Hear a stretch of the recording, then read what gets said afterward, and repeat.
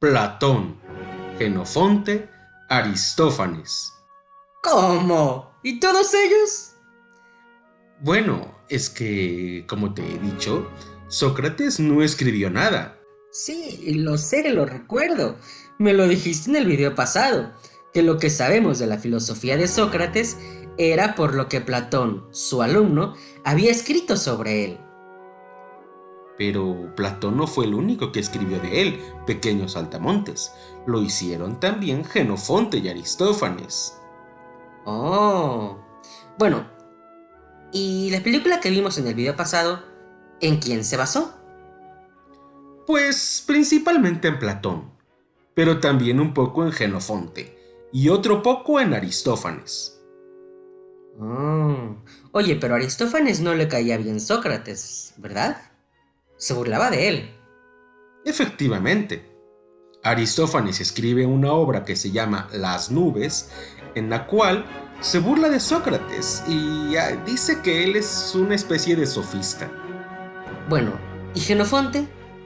Él sí lo admiraba. Lo reconocía como su maestro y al igual que Platón, escribió también diálogos en los que Sócrates es el personaje principal. Pero bueno, antes de hablarte de Jenofonte, vale la pena hacerlo un poco más sobre Platón, porque como te digo, es el más importante. De hecho, a menudo, cuando se piensa en Sócrates, lo hacemos únicamente tomando en cuenta la opinión de Platón, y la de Jenofonte es bastante ignorada. Mira, ¿recuerdas que habíamos dicho que a lo largo de su vida Platón cambió de forma de pensar y que fue en la etapa de la juventud cuando escribió los diálogos en los que se identifica la filosofía de Sócrates y que por eso mismo se le llamó etapa socrática? ¿Lo recuerdas? Sí. Pues bien, aquí tienes los diálogos de la primera época, la socrática. La apología de Sócrates, el Eutifrón, el Critón, el Protágoras, el Cármides, el Laques, el Hipias Mayor, el Hipias Menor, el Ión, el Gorgias, el Menón. Espera, Pollo. El Gorgias y el Menón es cierto que son parte de la época a la cual se identifica con Socrática, con la juventud. Pero también a veces son estudiados como diálogos de transición, es decir, cuando poco a poco se está acercando ya a su madurez. No son propiamente de la madurez, pero están como el límite entre ambas épocas. Muy cierto, Diógenes. Bueno, Saltamontes, he aquí una pequeña aclaración muy pertinente de parte de Diógenes. Sí, porque tú ya lo ibas a decir todo mal. Bueno, Diógenes, tranquilo, ya te di la razón, ¿no? Ah, Siempre peleándose, siempre peleándose. bueno, pero ahora vamos a referirnos a estos diálogos. Hay una escena en la película en la cual Eutifrón se encuentra con Sócrates. Veámosla.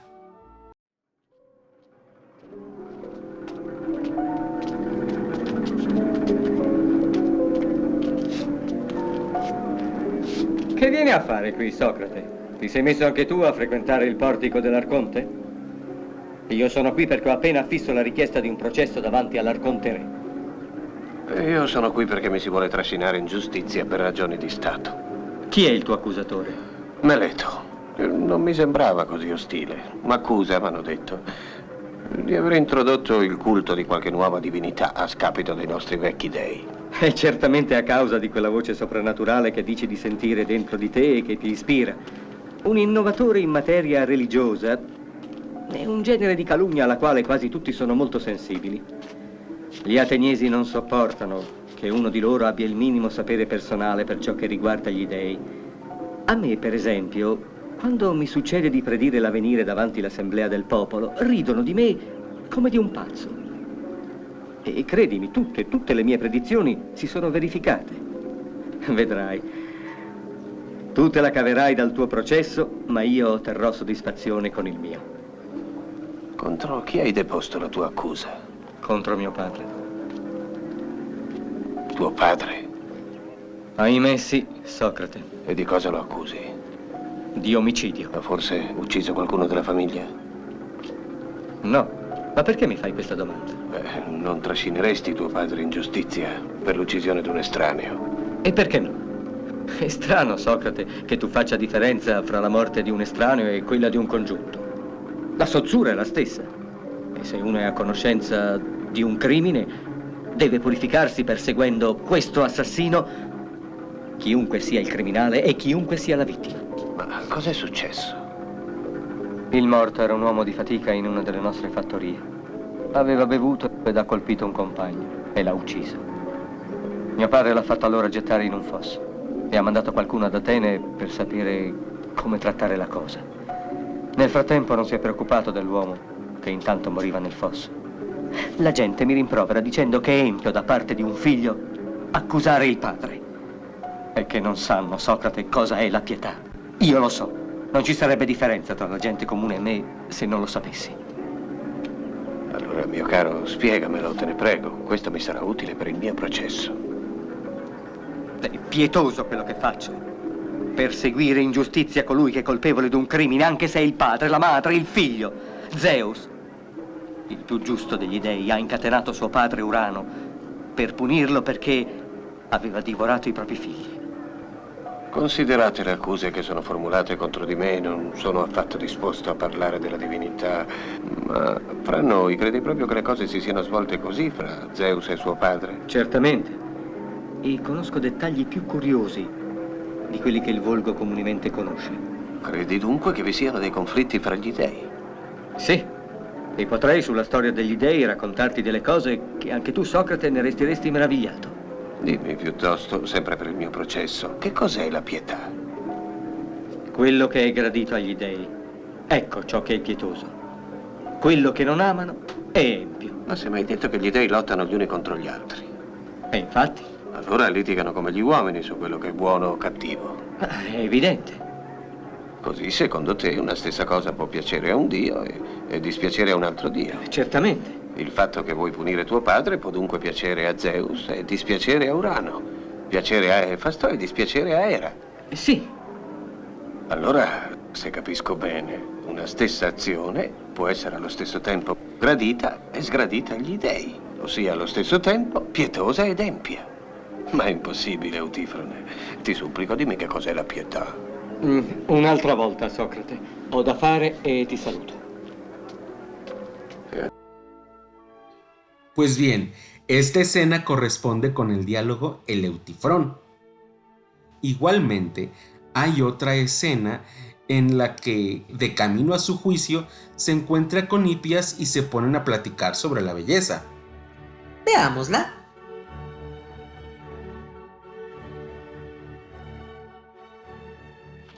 Guardate Socrate. Ti saluto, Socrate. Oh, guarda il bellissimo Ippia. Era un pezzo che non avevamo il piacere di vederti in città. Dove vai così ben equipaggiato? Vado al ginnasio a pronunciare un discorso sulla genealogia degli eroi. Ti piacerebbe sentirlo? Ho da fare e non posso sfortunatamente accompagnarti.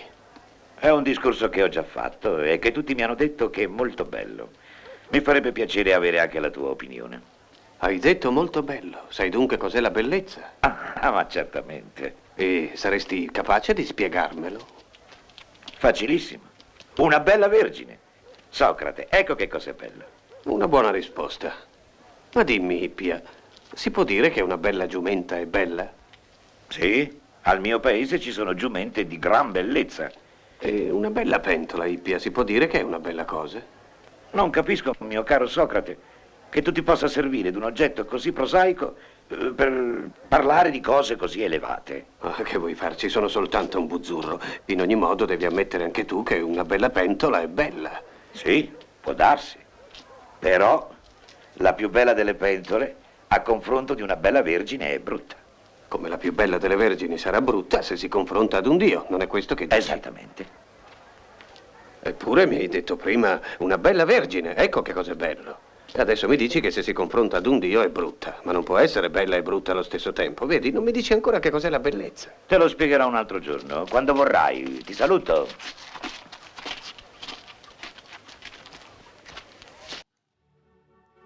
Esa escena corresponde al diálogo Elipias Mayor, en el que habla sobre la belleza.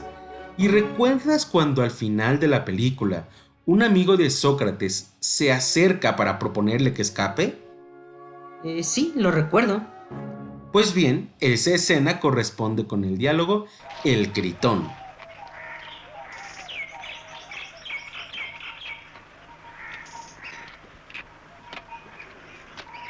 Vieni molto prima del solito. Che succede? Voglio star solo con Socrate.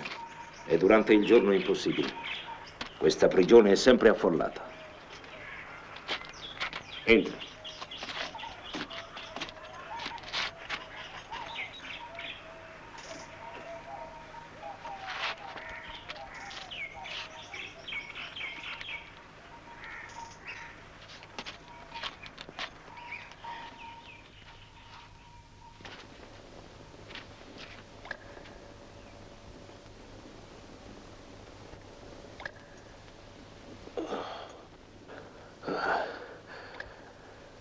Che vieni a fare qui? È ancora molto presto. Sì, lo so, è l'alba. Sono sorpreso che la guardia ti abbia fatto entrare. Siamo buoni amici. Sei qui da molto tempo? Abbastanza. Ti vedevo dormire ed ero meravigliato di trovarti così calmo. E perché non dovrei esserlo? Il sonno e la morte credo si somigliano. L'uno come l'altra ci danno pace. Ti devo dire, Socrate, che la nave di ritorno da Delo è al largo del Capo Sumion e che oggi rientrerà in porto. No, non rientrerà prima di 2 giorni. E come lo sai? Ho visto in sogno una donna velata di bianco che mi diceva: Socrate, fra 3 giorni ritornerai al fertile paese dei morti. E io non devo forse bere la cicuta il giorno seguente all'arrivo della nave? Tu accetti la morte, Socrate, ma noi abbiamo preparato la tua evasione. Devi fuggire. I carcerieri non si opporranno. E dove andrei? In Tessaglia. Ho degli amici laggiù che ti aspettano. Ma in Tessaglia, mio caro Critone, come qui, come tutti noi, sarei votato alla morte. E che dirà la gente quando saprà che noi, i tuoi amici, ti abbiamo lasciato morire senza darti nessun aiuto? Non ti preoccupare, Critone. La gente degna di stima saprà come stanno le cose. Quanto agli altri è inutile prestar loro attenzione. Hai avuto torto a non guardarti da loro. Sono i più numerosi e capaci dei più grossi crimini. Noi lo sappiamo bene poiché ti hanno condannato. Oh, ti sbagli. Se fossero capaci di compiere i più grossi crimini, sarebbero ugualmente capaci di fare il più gran bene. Ma devi vivere, Socrate. Perché? Non ho assolto il mio compito. E fuggire non sarebbe commettere ingiustizia? Immagina che al momento d'uscire da questa prigione le leggi di Atene si ergessero davanti a me e mi interpellassero. Dove vai, Socrate? Mi direbbero. Vuoi distruggerci? Ed è possibile ad uno Stato di sopravvivere se le deliberazioni che prende restano senza forza? Fino ad oggi ti siamo bastate. E ci amavi. Non sei nato qui, non hai procreato qui. Non hai sempre vissuto rispettandoci anche contro il parere di tutti. E non è commettere ingiustizia il ribellarsi oggi contro di noi. Lo so, hai ragione. E dove andrei, Critone? In un'altra città? A Tebe? A Megara? Sarei accolto come un nemico, un ribelle. E si direbbe di me che i giudici di Atene hanno fatto bene a condannarmi. Alla mia età, non avendo che poco tempo da vivere, trovo che sarebbe estremamente ridicolo accanirmi a rimanere vivo. Non ti pare una follia che mi farebbe prendere in giro da tutti? Ed i miei figli li dovrei condurre con me in terra straniera? Se li lasci qui noi ci preoccuperemo di farli crescere. Ma non ti pare che è lo stesso se bevo la cicuta? No, Critone. Se muoio non è per colpa delle leggi, ma solo per colpa degli uomini. E se rispondo all'ingiustizia con l'ingiustizia, al male con il male, sono certo che commetterei sacrilegio. So che arrivando al paese dei morti potrò ripetere questo a mia difesa e che le leggi dell'aldilà m'accoglieranno con tenerezza. Tutte le parole che ora pronuncio davanti a te mi escono spontaneamente e non ne posso pronunciare altre. Le sento cantare come il suono di un flauto e sono come i coribanti nel loro delirio, posseduti da una musica celeste. Parla, se hai qualcosa da dire. Non ho niente da dirti, mio caro Socrate. Allora vai in pace, i nostri amici ti attendono. Quanto a me, lasciami seguire il cammino che il Dio mi ha indicato.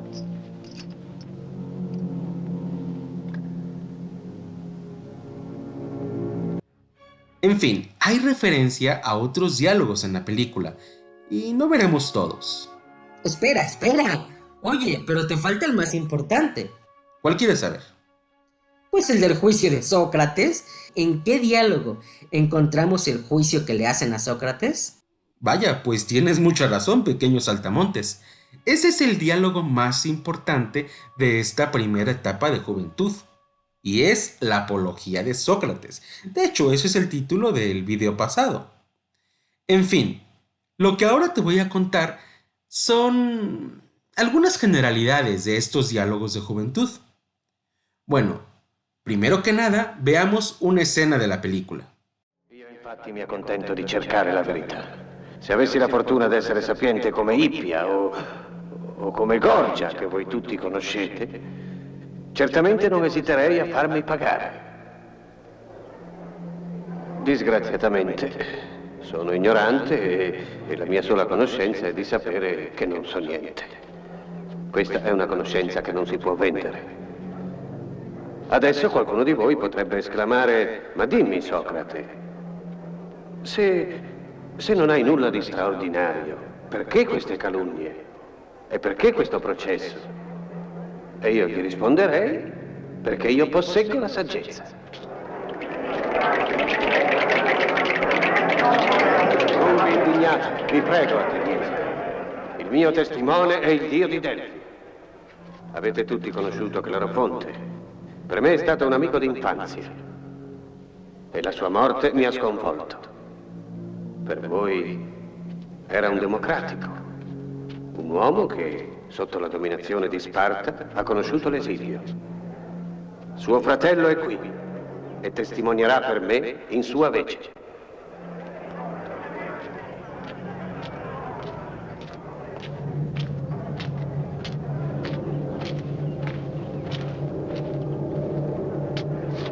A Delfi mio fratello Clerofonte domandò alla Pizia se vi era al mondo qualcuno più saggio di Socrate.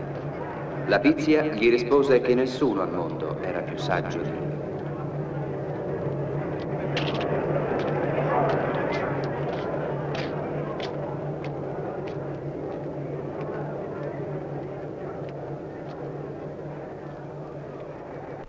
Questa risposta dell'oracolo mi stupì, poiché non avevo la coscienza di essere saggio. Tuttavia, siccome l'oracolo non poteva mentire, mi sono messo alla ricerca di tutti quelli che passavano per saggi, con la speranza di scoprire il senso della parola divina.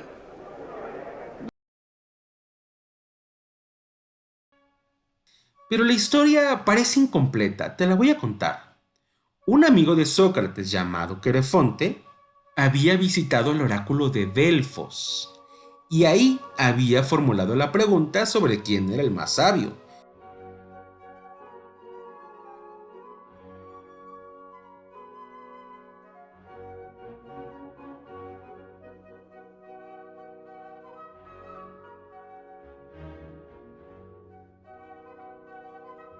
Y como ya sabes, el oráculo respondió que nadie era más sabio que Sócrates, de modo que Querefonte fue después con su amigo, Sócrates, y se lo contó. Esto a Sócrates le sorprendió mucho, porque él tenía muy claro que no sabía nada, de modo que ¿a qué se refería el oráculo? Por otro lado, el oráculo a menudo hablaba como en metáforas, alegóricamente.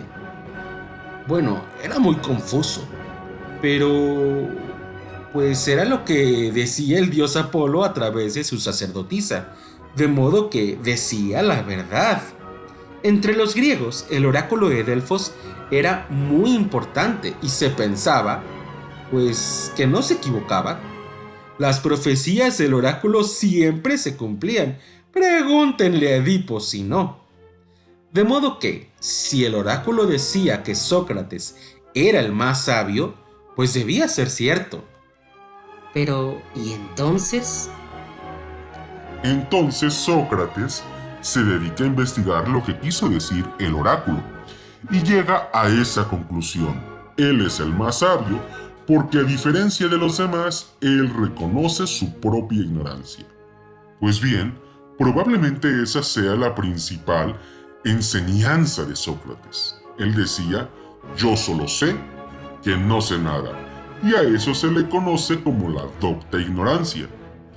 En fin, en estas muchas aventuras de Sócrates, en las que platica con los diferentes sabios, siempre se pregunta por alguna definición. ¿Qué es la belleza? ¿Qué es la sabiduría? ¿Qué es la piedad? ¿Qué es la justicia?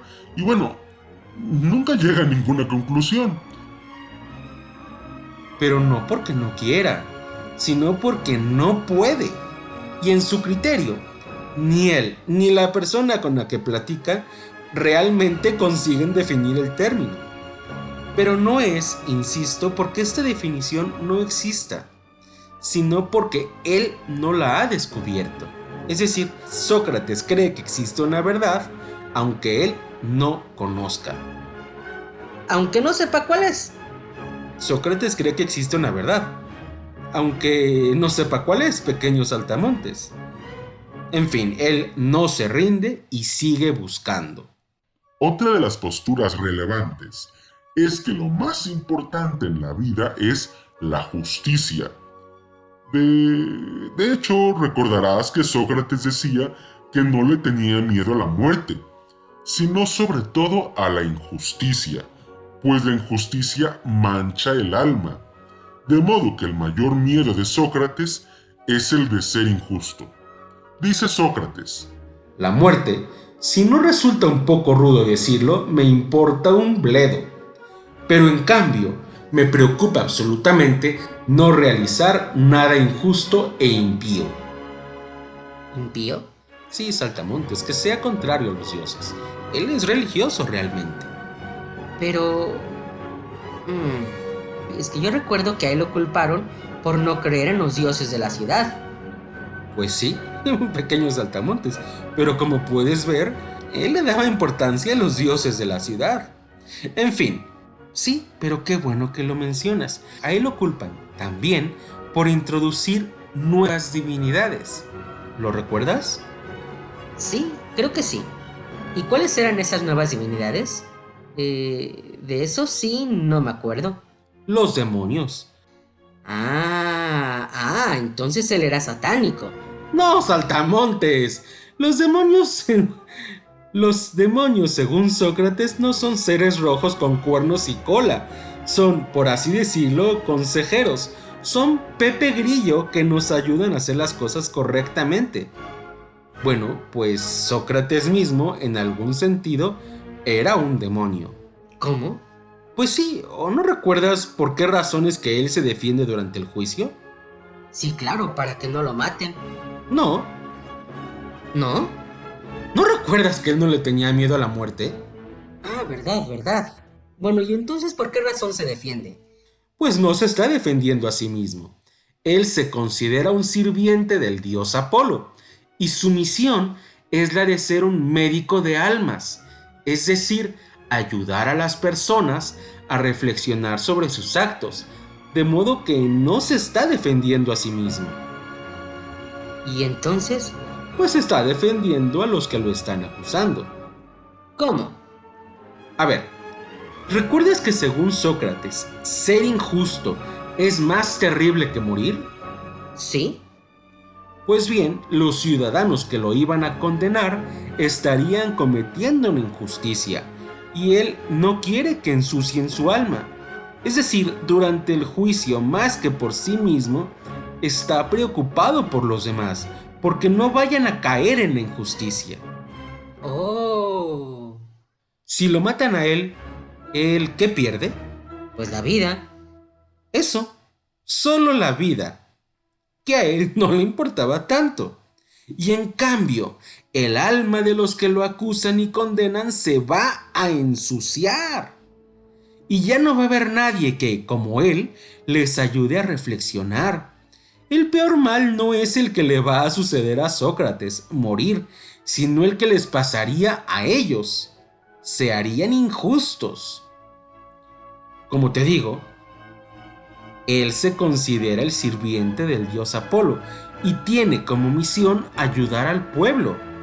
Si el pueblo lo mata, perderían a aquel cuya misión era ayudarles. De hecho, Pollo, hay un autor, Pierre Hadot, que escribió un libro que es la filosofía antigua, en donde dice que Platón, en algún sentido, convirtió a Sócrates en una divinidad. ¿Cómo? Claro. Bueno, mira, es un poco difícil hablar de esto sin mencionar un diálogo de la época de la madurez. Lo importante es que según Hadot, así como Sócrates tenía sus demonios que le aconsejaban, él era un demonio para su pueblo. ¡Ay, qué miedo! Pues con razón lo mataron. ¡Que no, saltamontes! ¡Que no! Un demonio no es ese, sino ese. ¡Ah! Claro, claro. En fin, si nos enfocamos no en su juicio y su muerte, sino en el cómo vivió su vida, esto es, platicando con los demás, invitándolos a reflexionar. De hecho, Pollo, perdón que te interrumpa, otra frase de Sócrates muy importante es: una vida sin examen no vale la pena ser vivida. Claro, Diógenes, eso era muy importante para él, la reflexión. Y bueno, él la lleva a cabo precisamente con su labor de investigación, buscando la sabiduría en los diferentes diálogos que tiene con sus conocidos. Y así siempre está detrás de una definición. Por ejemplo, en el Eutifrón Sócrates está intentando definir qué es la piedad. ¿Y cómo la define? No lo consigue. Él y Eutifrón llegan a la conclusión de que es muy difícil y lo dejan para otro día. O sea que platicaron y platicaron, pero no llegaron a nada. Sí, efectivamente. Ah, bueno. En fin, en el Cármides está buscando definir la sabiduría. ¿Y cómo la define? No lo consigue. Resulta un tema muy complicado y lo dejan para otro día. Ah, vaya, también. En el diálogo, el Hipias Mayor está intentando definir qué es la belleza. Ya me aburrí de preguntarte, pero ¿cómo la define?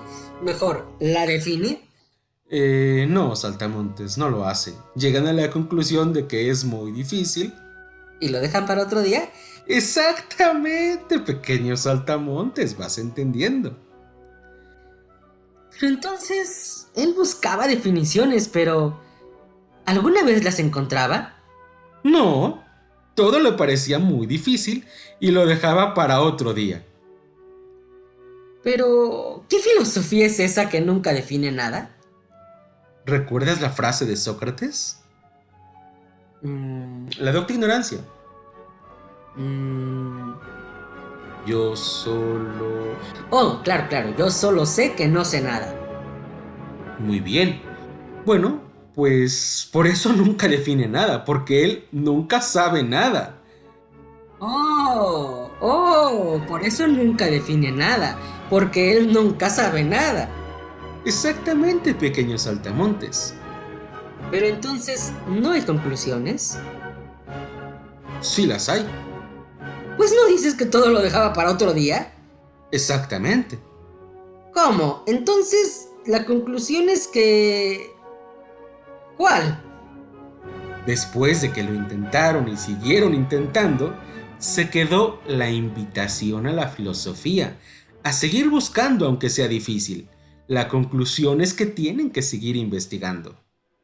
Esto, según recuerdo, lo dice Jäger en su libro Paideia, que los diálogos de juventud tenían dos elementos, el primero de los cuales era la investigación, la intención de definir algo, y el elemento elénctico. ¿Oh? Elénctico, que significa investigación, y el segundo de los cuales era la invitación abierta a continuar intentándolo. Este es el elemento protréptico. ¿Qué? Protréptico, que significa invitación a la filosofía. Oye, esas palabras están difíciles. Pues sí, pero no tanto. ¿Y pueden venir en el examen? Sí, claro, pueden. Ah. Estos son dos elementos característicos de los diálogos de juventud y... Diógenes, pero... ¿te puedo interrumpir? No. Por favor. Ah, Es que te falta algo. Está incompleto lo que dices. ¿estás diciendo que estoy equivocado? No, Diógenes, estás en lo correcto. Entonces... Pero incompleto. A ver, No son dos elementos solamente, sino tres. Los diálogos menores efectivamente son helénticos, es decir, se enfocan en la investigación de alguna definición. Pero no lo consiguen, por así decirlo, terminan en un punto muerto. Se les acaba el camino a Sócrates y a su interlocutor. Ya no saben cómo continuar. A esto se le llama aporía, pequeños saltamontes. Los diálogos de juventud o socráticos son aporéticos porque no llegan a nada. Y bueno, como bien dice Diógenes, ello no lo deprime, sino que se convierte en una invitación para seguir filosofando. Y a esto se le conoce como el elemento protréptico. oye, Pollo, ¿no te estás olvidando de algo? ¿Eh? ¿De qué? ¿No dijiste que íbamos a hablar de Jenofonte? Oh, verdad. Jenofonte, al igual que Platón, también fue alumno de Sócrates, de modo que tenemos dos versiones diferentes de Sócrates, tres si contamos la de Aristófanes en la que se burla de él y lo hace parecer un sofista, o cuatro si aceptáramos la versión que indirectamente tenemos de un tal Polícrates. ¿Indirectamente? Sí, porque a diferencia de Platón, Jenofonte y Aristófanes, la versión de Polícrates no ha llegado a nuestros días. Jenofonte es quien cuenta lo que Polícrates pensaba de Sócrates. Pero, mira, no nos confundamos. Mejor hablemos solamente de las versiones de Jenofonte y de Platón. Bueno, ¿y cuál de las dos versiones es más realista? Uy, saltamontes, pues es difícil decirlo. Quizá la de Jenofonte. De cualquier manera, en ambos, Sócrates son personajes interesantes, según ambos, sucio y descuidado en lo que se refiere a su apariencia. Ecco che qualcuno chiuda la bocca a questa cornacchia. Sempre sileno, pulcioso. Canaglia. Socrate, ti hanno trattato da pulcioso. Non sono mica vestito da principe. E hai la faccia da sileno. Ah, è vero. E ho la pancia. Dovrei mettermi a danzare per conservare la linea. Ma insomma, il primo venuto te le dà e tu non lo trascini davanti ai tribunali.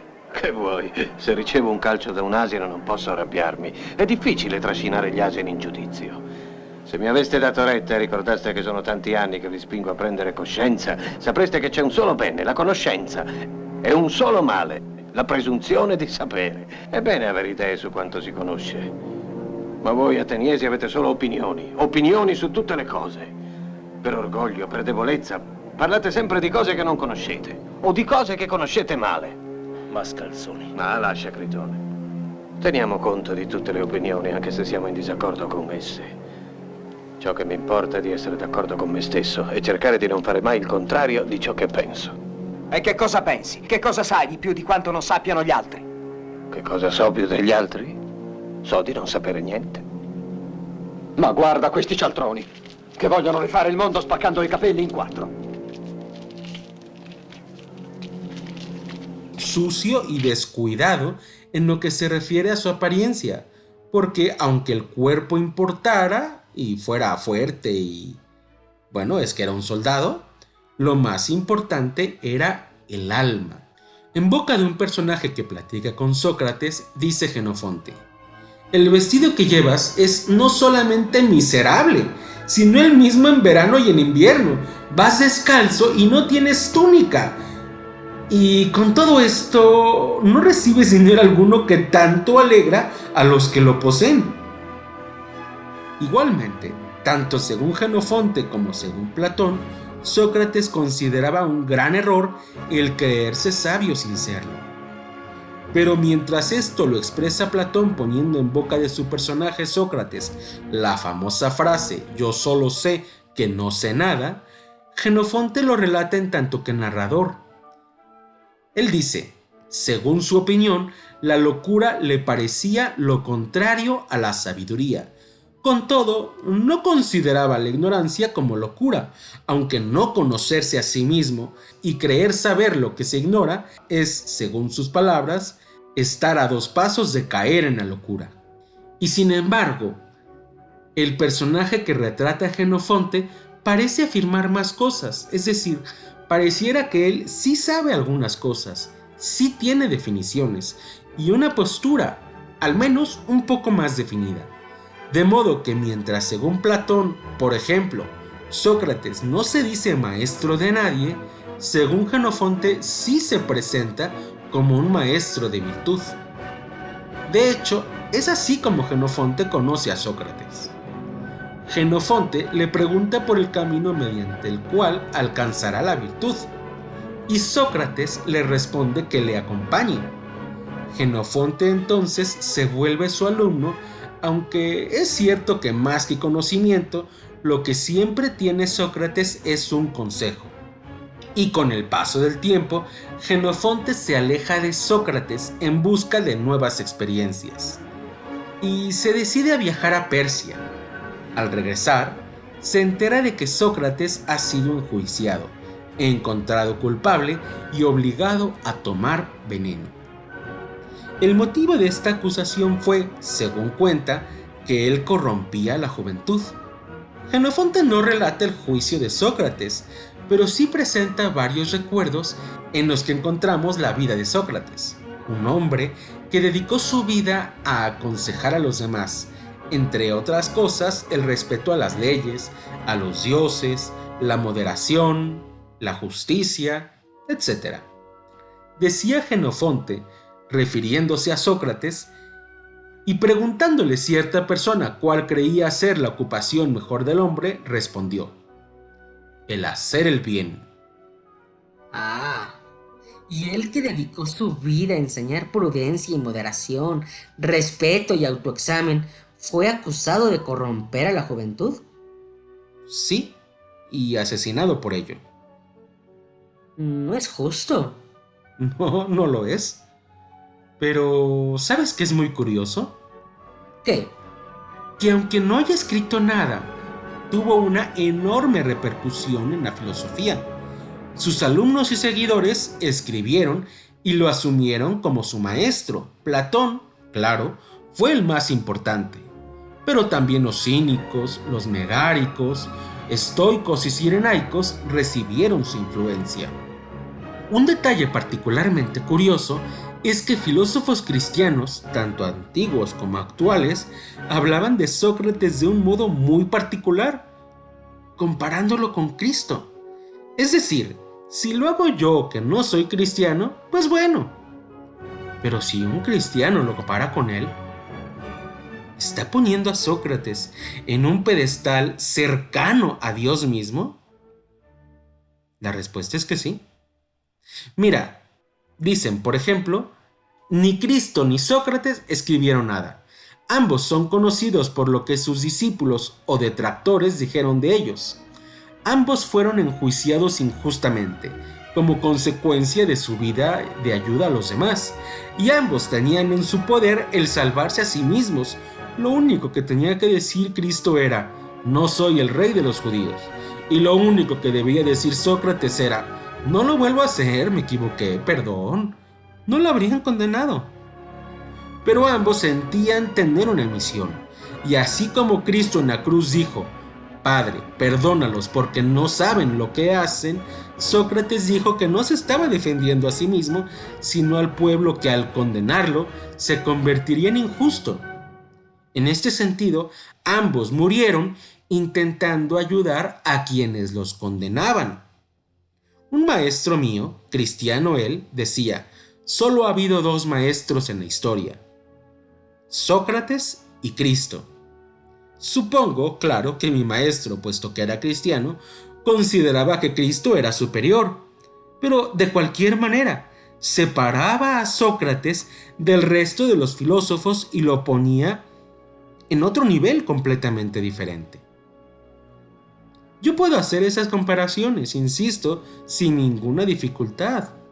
Lo sorprendente es que filósofos cristianos las hagan. En fin, hasta aquí Sócrates, pequeños saltamontes. Nos falta hablar de otro tema, la mayéutica, pero eso lo diremos después.